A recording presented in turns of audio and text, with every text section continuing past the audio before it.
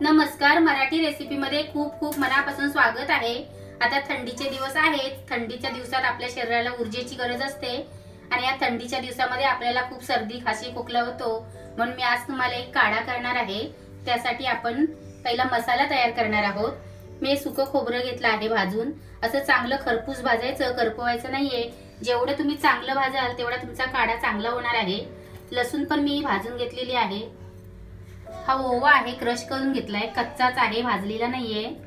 बडीशेप आहे भाजलेली, लवंग आहेत 5 ते 6 त्या पण भाजून घेतलेत, काळी मिरी आहे ती पण भाजून घेतले आणि हे आलं आहे आणि ही लसूण आपण फोडणीसाठी वापरणार आहोत। अशा अलग अलग प्रकारचे काढे आमच्या कोकणामध्ये करतात थंडीतून।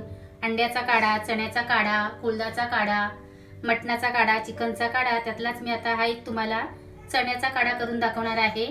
तर आपण पहिला आता मसाला वाटणार आहोत।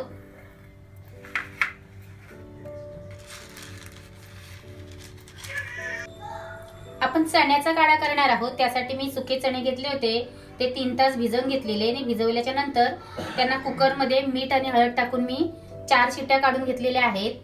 ते हे चणे आहेत आणि ह्यातलेच थोडेसे 1 चमचा चणे मी हे मिक्सरला वाटून घेतले आणि हे वाटण आपलं आता तयार केलेले। फोडणीसाठी लसूण, हळद आणि तिखट आणि चवीप्रमाणे मीठ आणि फोडणीला तेल।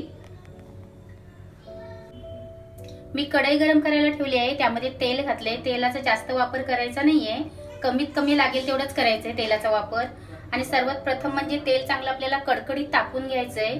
जर जास्त तापले तर थोडा वेळ कढई खाली उतरून नंतर तुम्ही लसूण घातली तरी चालेल, पण तेल चांगलं कडकडीत तापलं पाहिजे।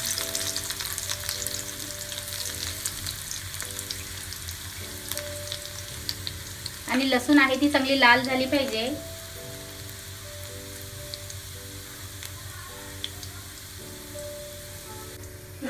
त्याच्यामध्ये हे वाटण घालायचंय आपलं।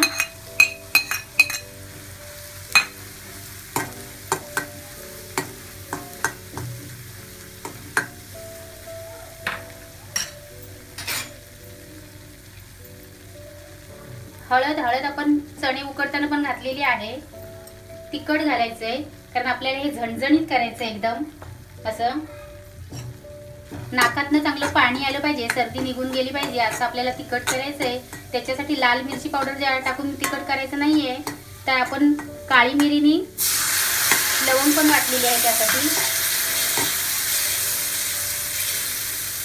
हे चणे वाटलेले,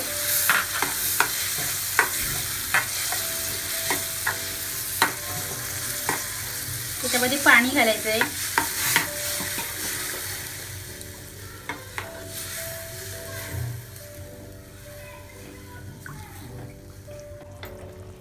त्यामध्ये मीठ घालायचंय। आपण चणे शिजवताना मीठ घातलेलं आहे, ते लक्षात ठेवूनच मीठ घालायचं आहे।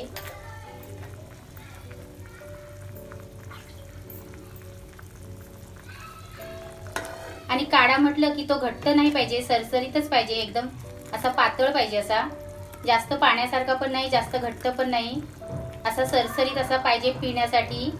आता त्याला चांगले एक 7 ते 8 मिनिटं आपण चांगलं शिजू देणार आहोत।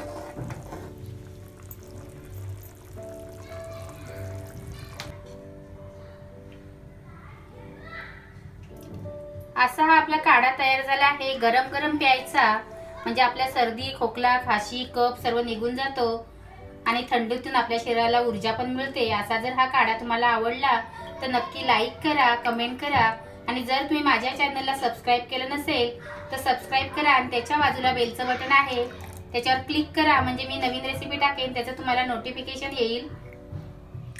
असा एकदम पातळच बनवायचा, खूप टेस्टी लागतो, नक्की करून बघा। वेळात वेळ काढून तुम्ही माझी रेसिपी बघता त्याबद्दल मी तुमचे मनापासून आभार मानते। थँक्यू।